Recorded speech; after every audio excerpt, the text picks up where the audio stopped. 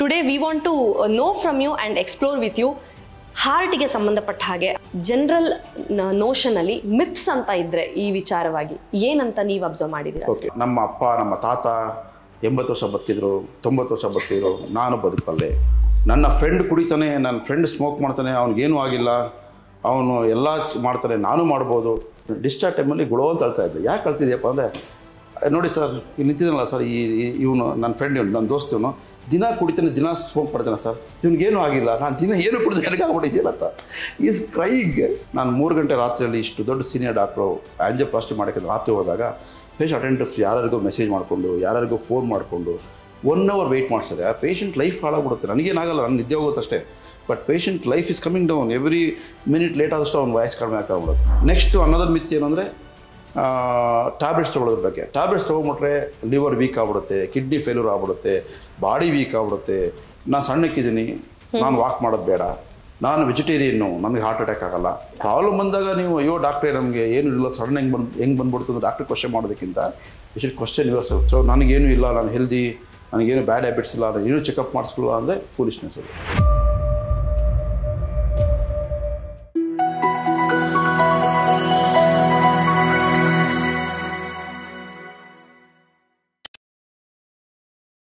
One last thing, general notion ಅಲ್ಲಿ myths ಅಂತ ಇದ್ರೆ ಈ ವಿಚಾರವಾಗಿ ಏನಂತ ನೀವು ಅಬ್ಸರ್ವ್ ಮಾಡಿದ್ದೀರಾ? Okay, myths is very good topic. Actually myths ಭಾಳ ಹೇಳ್ಬೋದು.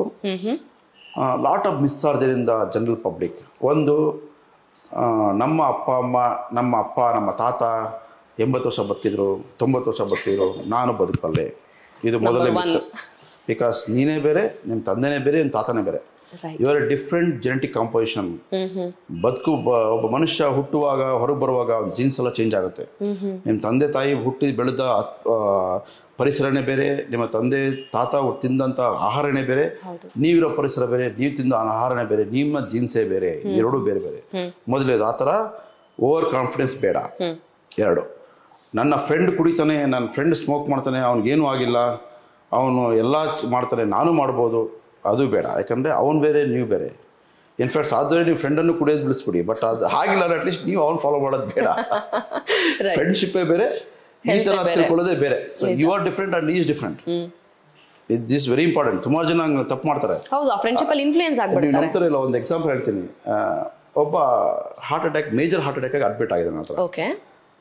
ಅವನು ಟ್ರೀಟ್ಮೆಂಟ್ ಕೊಟ್ಟೆ, ಡಿಸ್ಚಾರ್ಜ್ ಟೈಮಲ್ಲಿ ಗುಳೋ ಅಂತ ಅಳ್ತಾ ಇದ್ದೆ. ಯಾಕೆ ಅಳ್ತಿದ್ಯಪ್ಪ ಅಂದರೆ, ನೋಡಿ ಸರ್, ಇಲ್ಲಿ ನಿಂತಿದ್ದಾನಲ್ಲ ಸರ್, ಇವನು ನನ್ನ ಫ್ರೆಂಡ್, ನನ್ನ ದೋಸ್ತ, ಇವನು ದಿನ ಕುಡಿತಾನೆ, ದಿನ ಸ್ಮೋಕ್ ಮಾಡ್ತಾನೆ ಸರ್, ಇವ್ನಿಗೇನೂ ಆಗಿಲ್ಲ, ನಾನು ದಿನ ಏನು ಕುಡಿದು ನನಗಾಗ್ಬಿಟ್ಟಿದ್ದೀನ ಅಂತ ಈಸ್ ಕ್ರೈಗ್. ಅಲ್ಲ ಕಡೆ ಇದಕ್ಕೆ ಅಳ್ತಿ ಅಂದರೆ, ಇಲ್ಲ ಸರ್, ದೇವ್ರನ್ನು ಮೋಸ ಮಾಡಿದ್ದಾನೆ ಸರ್ ಅಂತ. So it is different. ಅವನ ಜೀನ್ಸ್ ಬೇರೆ, ಅವನ ಜೆನೆಟಿಕ್ ಬ್ಯಾಕ್ಗ್ರೌಂಡ್ ಬೇರೆ, ನಿಮ್ಮ ಜೆನೆಟಿಕ್ ಬ್ಯಾಕ್ಗ್ರೌಂಡ್ ಬೇರೆ. ಸೊ ಅವ್ನು ಮಾಡ್ದಂತ ನೀವು ಮಾಡೋದು ಬೇಡ. ಸೊ ನಿಮ್ಗೆ ಬಂದಾಗ ಚಾಲೆಂಜ್ ನೀವು to accept and face it. Exactly. ಡಾಕ್ಟರ್ಗಳು ಸುಮ್ಮನೆ ಆಂಜಿಯೋಪ್ಲಾಸ್ಟಿ ಮಾಡ್ತಾರೆ, ಸುಮ್ಮನೆ ಸ್ಟೆಂಟ್ ಹಾಕ್ಬಿಡ್ತಾರೆ, ಎಲ್ಲ ಸುಳ್ಳು. ಮೆಜಾರಿಟಿ ಆಫ್ ಡಾಕ್ಟರ್ಸ್ ಹತ್ರ ಯಾರೂ ಇಲ್ಲ. It is to save the life, we try our maximum. ಖಂಡಿತ. ಸೊ ಆ ಪ್ರೊಸೀಜರ್ ಡಾಕ್ಟ್ರ್ ಹೇಳಿದಾಗ ಸುಮ್ಮನೆ ಟೈಮ್ ವೇಸ್ಟ್ ಮಾಡಬೇಡಿ. ಐ ವಿಲ್ ಟೆಲ್ ಯು, ನಾನು 3 ಗಂಟೆ ರಾತ್ರಿಯಲ್ಲಿ ಇಷ್ಟು ದೊಡ್ಡ ಸೀನಿಯರ್ ಡಾಕ್ಟ್ರು ಆಂಜಿಯೋಪ್ಲಾಸ್ಟಿ ಮಾಡೋಕ್ಕೆ ರಾತ್ರಿ ಹೋದಾಗ ಪೇಷಂಟ್ ಅಟೆಂಡರ್ಸ್ ಯಾರಿಗೂ ಮೆಸೇಜ್ ಮಾಡಿಕೊಂಡು, ಯಾರಿಗೂ ಫೋನ್ ಮಾಡಿಕೊಂಡು 1 ಅವರ್ ವೆಯ್ಟ್ ಮಾಡಿಸಿದೆ. ಆ ಪೇಷಂಟ್ ಲೈಫ್ ಹಾಳಾಗ್ಬಿಡುತ್ತೆ. ನನಗೇನಾಗಲ್ಲ, ನನ್ನ ನಿದ್ದೆ ಹೋಗುತ್ತಷ್ಟೇ, but patient life is coming down. Every minute late ಆದಷ್ಟು ಅವ್ನ ವಾಯ್ಸ್ ಕಡಿಮೆ ಆಗ್ತಾ ಹೋಗ್ಬಿಡುತ್ತೆ. ಸಮ್ ಪೀಪಲ್ ಅಷ್ಟೇ ಅಲ್ಲದೆ ಪೇಷಂಟ್ನ ಎಗೇನ್ಸ್ಟ್ ಅಡ್ವೈಸ್ ತೊಗೊಂಡೋಗಿ ಬೇರೆ ಹಾಸ್ಪಿಟ್ಲ್ ತೊಗೊಂಡೋಗಿ ಆನ್ ದ ವೇ ಡೆತ್ ಆಗಿರೋದು ನೋಡಿದ್ದೀವಿ. ಬೇರೆ ಹಾಸ್ಪಿಟ್ಲ್ಗೆ ಹೋಗಿ ಅಲ್ಲಿ ಯಾರೂ ಏನೋ ಟ್ರೀಟ್ಮೆಂಟ್ ಕೊಡದೆ, ಅಂದರೆ ಅಲ್ಲಿ ಡಾಕ್ಟರ್ಸ್ ಇರಲ್ಲ, ಗೊತ್ತಿರಲ್ಲ ಅವ್ರಿಗೆ ಯಾವ ಹಾಸ್ಪಿಟಲ್ ಹೋಗಬೇಕು ಅಂತ, ಅಲ್ಲಿ ತೊಂದರೆ ಮಾಡ್ಕೊಂಡು ನೋಡಿದ್ದೀವಿ. ಹೀಗಾಗಿ ಅದು ವಿಪರೀತವಾಗಿ ಯೋಚನೆ ಮಾಡೋದು ಬೇಡ. System is not that bad. Against myth. So ಅದ್ರ ಬಗ್ಗೆ ಜನ ಅರಿವು ಮಾಡ್ಕೋಬೇಕು. ಓಕೆ. ನೆಕ್ಸ್ಟ್ ಅನ್ನೋದ್ರ ಮಿತ್ ಏನಂದರೆ, ಟ್ಯಾಬ್ಲೆಟ್ಸ್ ತೊಗೊಳೋದ್ರ ಬಗ್ಗೆ. ಟ್ಯಾಬ್ಲೆಟ್ಸ್ ತೊಗೊಂಬಿಟ್ರೆ ಲಿವರ್ ವೀಕ್ ಆಗ್ಬಿಡುತ್ತೆ, ಕಿಡ್ನಿ ಫೇಲ್ಯೂರ್ ಆಗ್ಬಿಡುತ್ತೆ, ಬಾಡಿ ವೀಕ್ ಆಗ್ಬಿಡುತ್ತೆ, ಸೈಡ್ ಎಫೆಕ್ಟ್ ಆಗ್ಬಿಡುತ್ತೆ, ಏನೇನೋ ವಿಪರೀತವಾಗಿ ಯೋಚನೆ ಮಾಡ್ತಾರೆ. ಅದ್ರ ಬಗ್ಗೆ ಚಿಂತೆ ಮಾಡಬೇಕಾಗಿರೋದು ನಿಮ್ಮ ಟ್ರೀಟ್ಮೆಂಟ್ ಕೊಡುವಂಥ ಡಾಕ್ಟ್ರು. ಅದಕ್ಕೋಸ್ಕರ ಆ ಡಾಕ್ಟ್ರನವನು ಒಂದು 10-12 ವರ್ಷ ಓದಿರ್ತಾನೆ, ಮತ್ತು ಅದೇ ಕೆಲಸ ಮಾಡ್ತಾ ಇರ್ತಾನೆ. ಡಾಕ್ಟರ್ಸ್ ವಿಲ್ ಅಡ್ವೈಸ್ ಕೊಡ್ತೀನಿ. ನೀವು ಅನ್ನೆಸರಿ ಸೈಡ್ ಎಫೆಕ್ಟ್ ಬಗ್ಗೆ ಮಾತಾಡೋದು, ಅನ್ನೆಸರಿ ಟ್ಯಾಬ್ಲೆಟ್ಸ್ ಎಫೆಕ್ಟ್ ಬಗ್ಗೆ ಯೋಚನೆ ಮಾಡೋದೆಲ್ಲ ಬೇಕಾಗಿಲ್ಲ. Doctors will address all this issues. Concern ಬೇಡ. ಡಾಕ್ಟ್ರ್ ಬರ್ಕೊಟ್ಟು ಮಾತ್ರ ಕರೆಕ್ಟಾಗಿ ತೊಗೊಳ್ಳಿ. ಲೈಫ್ ಲಾಂಗ್ ತೊಗೋಬೇಕು, ಲೈಫ್ ಲಾಂಗ್ ತೊಗೋಬೇಕು. ಅದ್ರಲ್ಲಿ ಏನು ಬಾರ್ಗೇನಿಂಗ್ ಇಲ್ಲ. ಇದು ಅಗೇನ್ ಇಸ್ ಎ ಮಿತ್. ಆಮೇಲೆ ಇನ್ನೊಂದು ಮಿತ್ ಏನು ಅಂದರೆ, ನಾನು ಸಣ್ಣಕ್ಕಿದ್ದೀನಿ, ನಾನು ವಾಕ್ ಮಾಡೋದು ಬೇಡ, ನಾನು ಆರೋಗ್ಯವಂತನ ಸಣ್ಣಕ್ಕಿರೋದ್ರಿಂದ.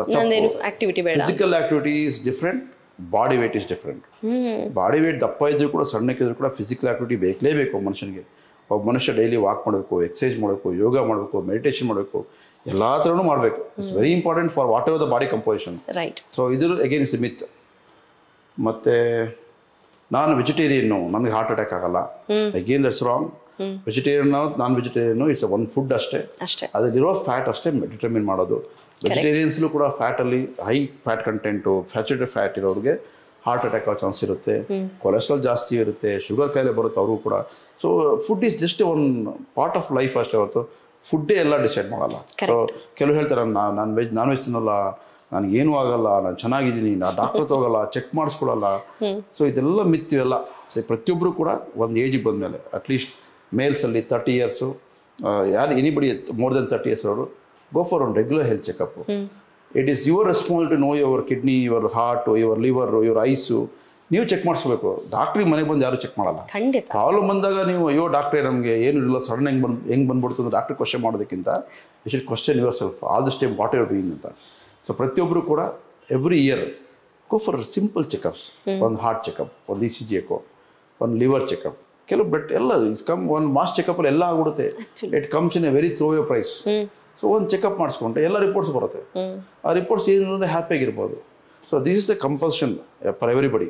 ಸೊ ನನಗೇನು ಇಲ್ಲ, ನಾನು ಹೆಲ್ದಿ, ನನಗೇನು ಬ್ಯಾಡ್ ಹ್ಯಾಬಿಟ್ಸ್ ಇಲ್ಲ, ನಾನು ಏನೂ ಚೆಕಪ್ ಮಾಡಿಸ್ಕೊಳ್ಳಲ್ಲ ಅಂದರೆ ಫೂಲಿಶ್ನೆಸ್. ಅದು this the myth. Beautiful sir. I know ನೀವು top cardiologist, director of cardiology department. ಎಷ್ಟು ಜನ ಪೇಷಂಟ್ಸ್ ನಿಮಗೆ ವೆಯ್ಟ್ ಮಾಡ್ತಾ ಇದ್ದಾರೆ ನಿಮ್ಮ ಕನ್ಸಲ್ಟೇಷನ್ಗಾಗಿ.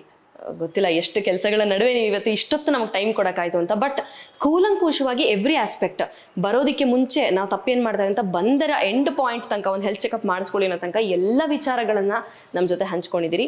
ನಮ್ಮ ಆಡಿಯನ್ಸ್ಗೆ ಅವೇರ್ನೆಸ್ನ ಕೊಡ್ತಾ ಇದ್ದಾರೆ. I hope they reap the best benefit out of it. Thank you very much for your time. We respect you for that. Thank you sir. ನಮಸ್ಕಾರ. Thank you.